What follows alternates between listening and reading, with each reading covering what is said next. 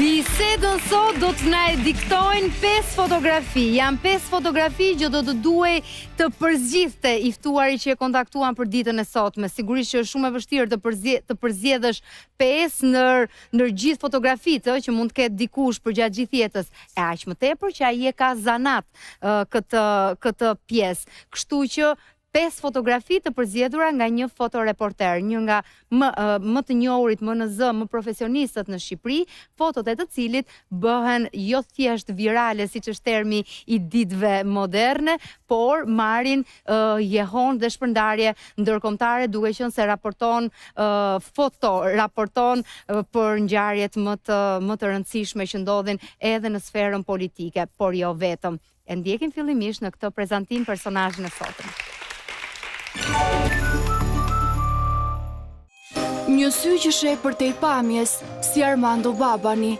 Në një botë ku gjithçka rrjedh shpejt dhe harrohet lehtë, ekzistojnë disa sy që nuk shikojnë, por ndjejnë. Dhe ndërta është objektivi i Armando Babanit.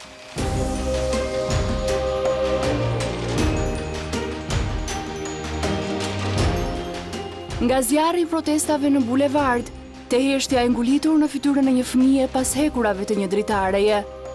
E ndërkohë që politika lëviz me shpejtësi, Babani kap qetësinë përpara stuhisë, apo ndoshta pas saj. Në një çast të vetëm, një burr, një ish kryeministër, nuk është më në pushtet, por në foton e tij ka vetëm mendim. Çdo shkrepje e Babanit është një thirrje për kujtesë. Në rrjetet sociale, fotot e tij ndahen, komentohen, jetojnë jetë të dyta, por për të, ato janë vetëm dëshmi. Me një karrierë mbi 30 vjeçare në fotoreportazh, Babani ka dokumentuar ngjarje të vërteta.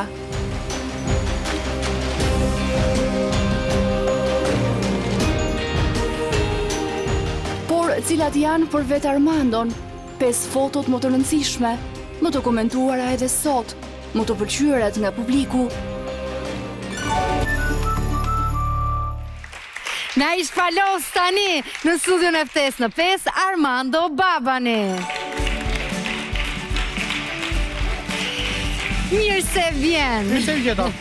Kënaqësi të flasim mbi ato që janë pjesë e punës, por që besoj shumë e vështirë për të përzgjedhur nga një fotoreporter që ose mund na abisësh, e di shifrën e sa shkrepjeve mund të kesh realizuar? Është e pamundur. Me një përllogaritje? Është e pamundur. Sa mund shkoj? Në 35 vitet e fundit që nga 90-a këtej është e pamundur.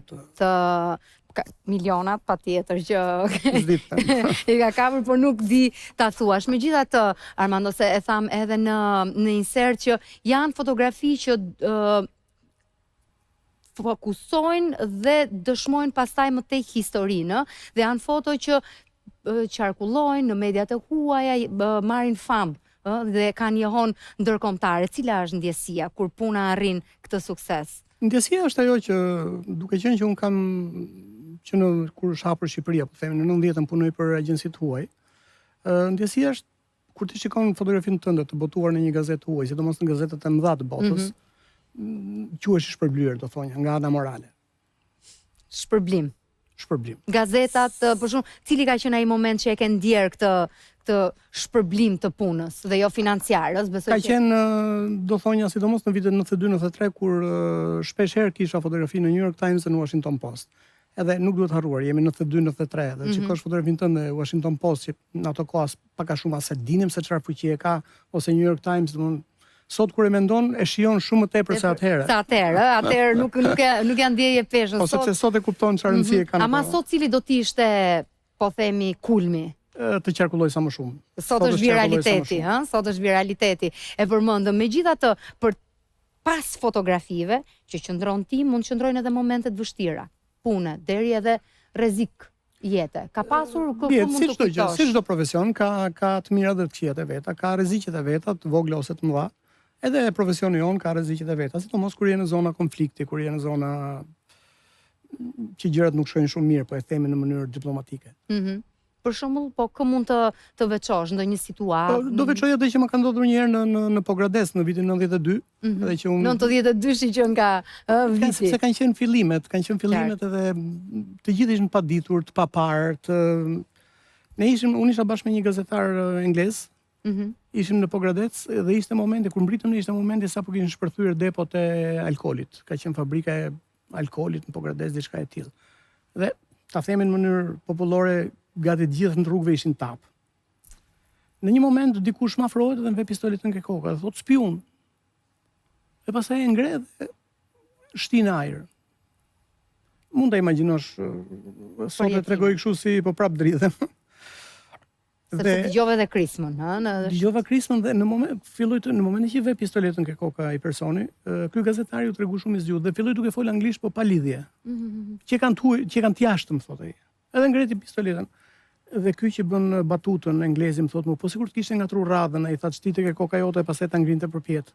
Mund të imagjino, unë po vdisnja në atë moment nga ai bën edhe anglezin, për të bërë humor, për ta kaluar situatën. Ka njerë duhen kthyer një çik edhe me shaka sepse. Po këto janë eksperienca që normalisht të bëjnë më të fortë, stërvisin mbi të gjitha për situata mos ndodhin. Po kur ndodhin pa tregohen. Vjen dita që i tregojmë dekada më pas. Në fotografit e përzgjedhura dua ta nisim atë të parën që ka dhe një lidhje me aktualitetin dhe që ka të bëjë pikërisht i referohet të summitit të zhvilluar në Shqipëri, një fotografi e kryeministrit Rama, po që si gjithmonë ato të tuat kanë element pikant, nga summiti i shkuar ka qenë ajo këpuca, ishte këpuca e grisur, e qarë, që e kemi diskutuar në studio. Kolegët shpeshherë më thonë që unë jam tifoz i detajit. Dhe faktikisht më pëlqen detaj, sepse me detajt mund të tregosh shumë më tepër. Por në rastin konkret ishte një, po themi në thonjza, një bashkëpunim midis meje dhe kryeministrit. Sepse ishte momenti që ai po priste, ne e dim si ishte ajo ditë shi ulitar. Ne ishte mbuluar me qese, me në ruaj aparatet, të ruaj veten tënde. Kryeministri me çadër, priste, personalitetet vinin me vonesë. Edhe ishte një moment që ai më shikon sy dhe unë ngrej aparatin. Normalisht atë punë kisha. Edhe ai në një lloj shakaje më bën, po unë nuk e lej çastin tike. Edhe doli ka që doli.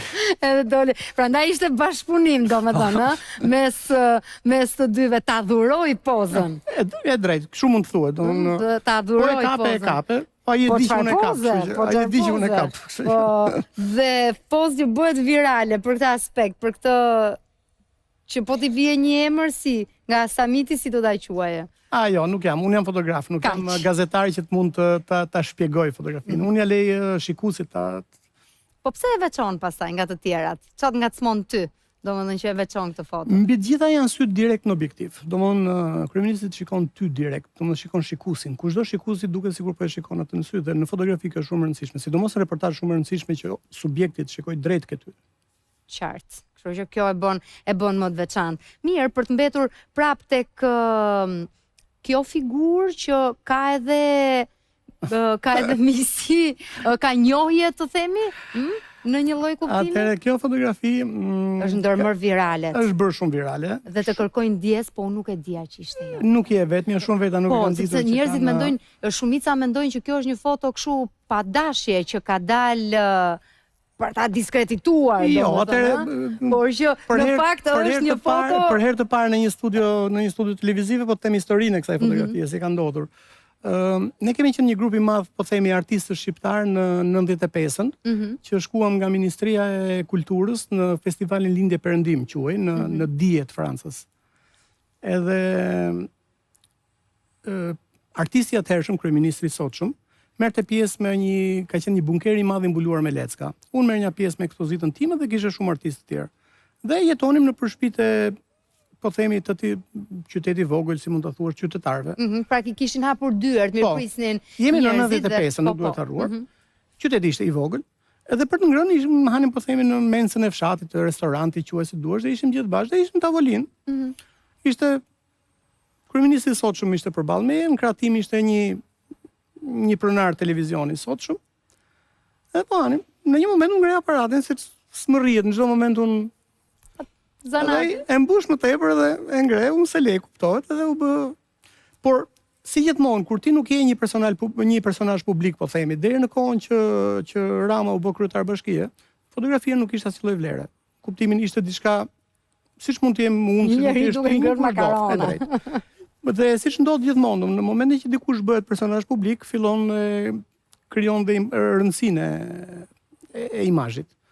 Dhe kur qarkulloi kjo fotografi ishte diçka, sepse edhe ne si popull nuk kishim edukatën sa të që të kuptonim, ne gjithmonë në fotografi duhet të jesh o mirë o keq, o e ke bërë për mirë o e ke bërë për keq. Nuk mund të kuptoj që ti bën punën tënde. Ti tregon diçka, nuk ka rëndësi, unë nuk e bëj për keq, as e bëj për mirë. Bëj thjesht punën time. Kaq. Është ajo shprehje që thonë, nëse ti nuk e bën, as unë se bëj dot. E ka bërë ai, ai ke bërë. Pastaj ke mundur ta mirë, megjithatë si fotoreporter ti, domethënë do të përcjellësh, domethënë lajmin e ke, e ke ngjarjen aty. Ideja ishte e drejtë. Ideja ishte që aty në çdo moment, në çdo hap flitej artistikisht. Domethënë ishte arti, ne ishim shumë artistë që merrnin pjesë nga Shqipëria. Domethënë gjithçka ishte art.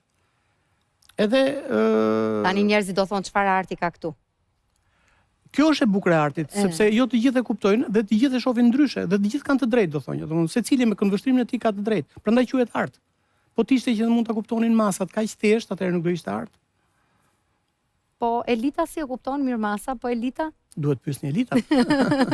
Si e kupton?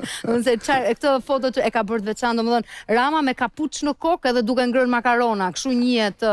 Nuk duhet harruar që ai është artist në thelb, domethënë pavarësisht sot është kryeminist, ai është artist në thelb. Jo, sa harrojnë njerëzit.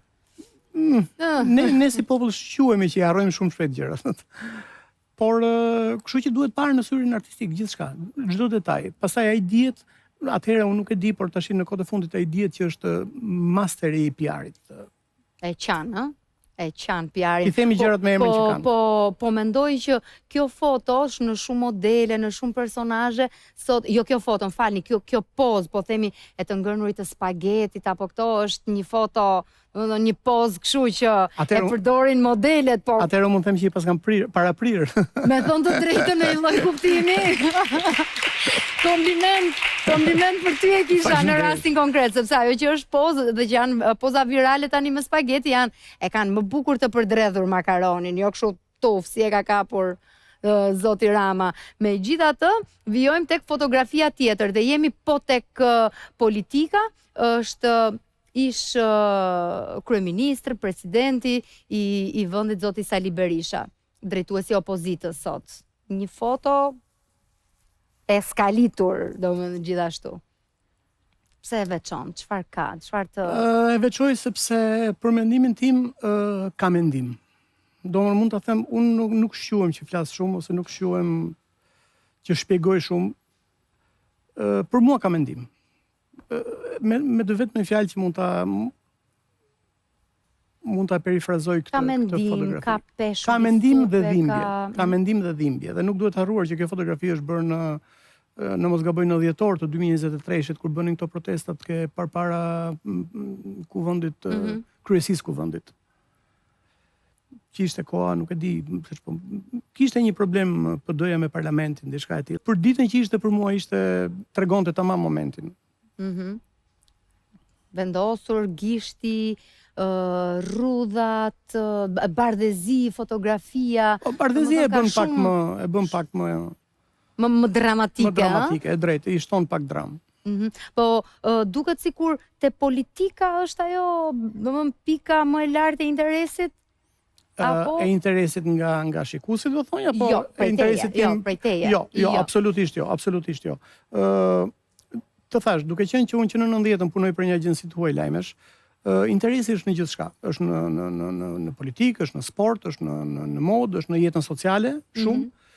Kështu që, por ne si shqiptarë nuk ushqehemi me politikë, e kemi si ushqim të përditshëm, kështu që nganjëherë dhe unë pjesë e këtij populli jam, kështu që bie në për sa kohë dominon politika jetën. E drejtë. Vërtet. Në fotografinë tjetër të përzgjedhur jemi tu te një gocë me gishtin në gojë, por që fotografia nuk flet për moment shumë. Është një gjë që unë sa shikoj këtë vajzë, unë tamam më del një ofsham nga gjoksi. Në qoftë se e shikoni me shumë kujdes, e bardha e syve të asaj vajze, nuk e di sa mirë duket, është komplet e kuqe. Edhe është gjak. Atëherë, kjo vajze ka emrin Albanita. Në këtë moment nuk më kujtohet mbi emri. Ka qenë 3 vjeç në atë kohë dhe ka qenë nga Suareka. Kjo fotografi është bërë në Morin të Kukësit, ka qenë data 9 prill 99, kur po e quaj me emrin biblik eksodi i shqiptarëve të Kosovës për në Shqipëri. Shikoj, isha në pikën kufitare që prisnim vinin të gjithë, po i themi, kosovarët, dhe shikoj një gro plak, fliste me vete, thoshte 6 apo 5, apo kisha 7. Në moment i afrojmë, nuk duhet harruar, do të jenë qindra njerëz që hyn, që dalin me çanta, i them, nëne, si mund të ndihmoj, ke ndonjë hall? Jo. Orbir, nuk e mbaj mend sa nipa kisha me vete kur u nisa, thot, a kisha 6 apo kisha 7, thot. I them, po kjo çupa, i them, tha, këtë e ka parë Zoti, tha. Pse i thash? Tha, mbrëm natën, tha, po kaloni me traktor rrugëve të fshatit, tha, dhe binte shi qamet. Më ra nga traktori, tha, dhe ishte luc, por Zoti është i madh, tha. Dhe i kaloi rrotë traktorit sipër kokës, po përfat që ishte luc, sa vetëm e shtypi, edhe i ka syt gjak, tha. Dhe tash po kërkoi, tha, ku ka ndonjë nga këto, dhe ishin ato spitalet e fushës, ishin ca italian që e çoi direkt ke.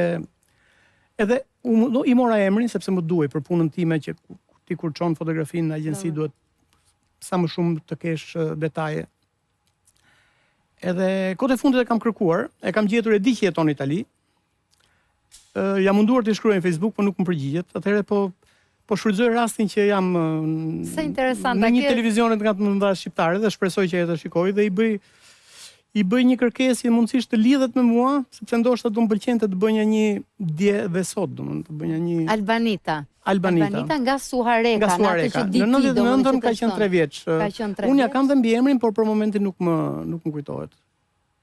I ke shkruar, do që ta... E kam gjetur në Facebook, e kam shkruar, po mas më shpërgjigjur, nuk e di, ndoshta s'është aktive, ndoshta s'ditë... Para, në 99... Do ishte histori shumë e bukur të bëj një të kaluarën, sepse gjithmonë e kaluara nuk duhet harruar, sepse po harruam përsëritet. Edhe të sotshmen e asaj vajze, duke marrë si personazh.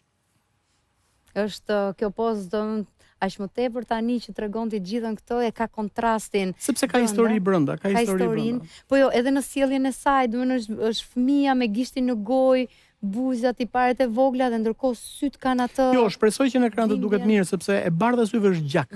Është gjak. Në fotografinë origjinale është tamam gjak. Dhe ta shikosh në një fëmijë 3 vjeç, të shikosh syt me gjak është me të vërtetë dhimbshme. Fotografia e 5 e përzgjedhur nga Armando është gjithashtu një fëmijë, por jemi mbas kangjellave të një dritareje në këtë foto. Ky është një djalë. Kjo fotografi duket shumë dramatike, dhe në fakt momenti ka qenë dramatik. Kjo fotografi është bërë në përmbytjet e Shkodrës. Nuk jam shumë i saktë, o 2010 o 2011, ka qenë përmbytjet e para në mos gaboj, në një fshat diku afër Shkodrës. Por nuk di të them më shumë, sepse unë kam qenë në varg, llogaritë unë isha në varg edhe ky ishte në shtëpi. Mund të imagjinosh deri ku kishte arritur uji. Kështu që nuk mund do t'i marr as emër as dhe kam lëvizur aq shumë atë kohë nëpër fshatrat e Shkodrës, edhe si fshat se ku është nuk më kujtohet. Nuk të kujtohet. Ama kjo ka qenë Kjo ka qenë, ka qenë 2010 o 2011, ka qenë përmbytjet e para. Ku ka qenë kishte mbetur praktikisht i izoluar. Ishte brenda në shtëpi, ishte brenda dritares tij. Por origjinali është me ngjyra dhe ka dhe bukurinë e hekurave të ndryshkur, do të thonë rrjeta e telit, janë shumë detaje që e plotësojnë dhimbjen, do thonja. Tamam. Mes hekurave, mes telave dhe një fëmijë, Ishte vetëm apo nuk është se munde... Jo, këtë nuk di të ta them. Nuk është se munde që të flisje dhe... Bjet, është një gjë. Në profesionin tim shikoj aq shumë gjëra, fotografoj aq shumë gjëra sa është e pamundur që shpeshherë të mbash edhe mend gjëra. Patjetër. Por janë disa ama që të mbeten në kujtesë, të mbetet historia ose ndoshta është momenti. Siç më ngelen për shembull, nuk e di e keni apo nuk e keni fotografinë ju, kthimi i trupave të Otrantos në Vlorë për shembull. Ka qenë, do thonja era e parë në jetën time që unë jam prekur duke punuar, sepse zakonisht unë kam një marrëveshje me veten time. Kur punoj duhet jemi paprekshëm. Në jetën personale unë jam tip i prekshëm, kam dobësi pleqë dhe fëmijët etj. Por kam bërë një marrëveshje tash me profesionin që kam, nëse do të prekem në çdo moment që unë fotografoj, i bie që mos punoj. Normalisht. Por kur u kthyen trupat e të mbyturve të Otrantos, ishte e pamundur të mos ndjehesh njeri dhe të ishte thjesht profesionist.